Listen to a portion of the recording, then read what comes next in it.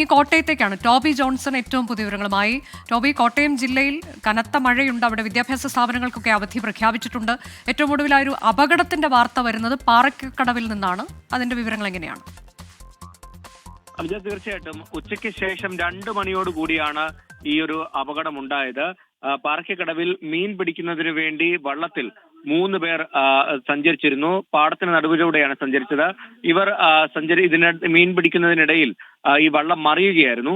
ഏറെ നേരം ഈ വള്ളത്തിൽ പിടിച്ച് ഇവർ കിടന്നു. പക്ഷേ 2 പേർ ആഴത്തിലേക്ക് താഴ്ന്നു പോവുകയായിരുന്നു. ഒരാൾക്ക് നീന്തൽ അറിയാവുന്നത് കൊണ്ട് തന്നെ അയാൾ നീന്തി രക്ഷപ്പെട്ടു. ജോഷി എന്ന പേരുള്ള ഒരാൾ നീന്തി രക്ഷപ്പെട്ടു. എന്നാൽ മറ്റ് 2 പേർ, ജോബി അതുപോലെ തന്നെ അരുൺ, ഈ 2 പേരും വെള്ളത്തിൽ മുങ്ങി മരിക്കുകയായിരുന്നു. നാട്ടുകാരും ഫയർഫോഴ്സും ചേർന്ന് തിരച്ചിൽ നടത്തിയാണ് ഇവരുടെ മൃതദേഹം കണ്ടെത്തിയത്. ജില്ലയിൽ മഴ ഉച്ചവരെ അതിശക്തമായിട്ട് പെയ്തിരുന്നു. ഉച്ചയ്ക്ക് ശേഷം നേരിയ ശമനമുണ്ട്. പക്ഷേ മീനച്ചിലാറ്റിൽ ജലനിരപ്പ് ഉയർന്നു നിൽക്കുന്നത് വലിയൊരു ആശങ്കയുണ്ടാക്കുന്നുണ്ട്. പ്രത്യേകിച്ചും താഴ്ന്ന പ്രദേശങ്ങളിൽ ഈ വെള്ളക്കെട്ട് വലിയ ദുരിതമായി മാറുന്ന കാഴ്ചയാണ് നമുക്കിന്ന് കാണാൻ സാധിച്ചത്.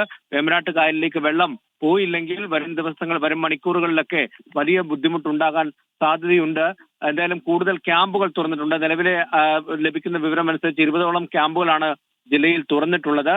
പക്ഷേ കൂടുതൽ ക്യാമ്പുകൾ തുറക്കേണ്ട സാഹചര്യമുണ്ട് എന്നുള്ള വിവരം തന്നെയാണ് നമുക്ക് ഫീൽഡിൽ നിന്ന് ലഭിക്കുന്നത്. അനുജ, അതാണ് കോട്ടയം ജില്ലയിൽ നിന്നുള്ള ഏറ്റവും പുതിയ വിശദാംശം. അവിടെയും ദുരിതാശ്വാസ ക്യാമ്പുകൾ പ്രവർത്തിക്കുന്നുണ്ട് എന്നുള്ളതാണ്.